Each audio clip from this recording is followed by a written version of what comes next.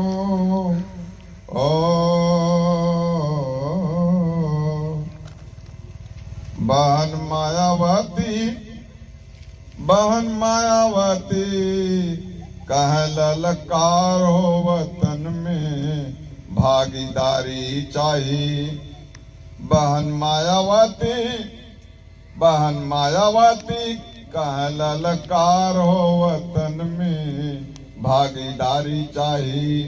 और सत्ता बिना और शिक्षा बिना नहीं होइए, बहुजन तोहर सुधार हो वतन में भागीदारी चाहिए।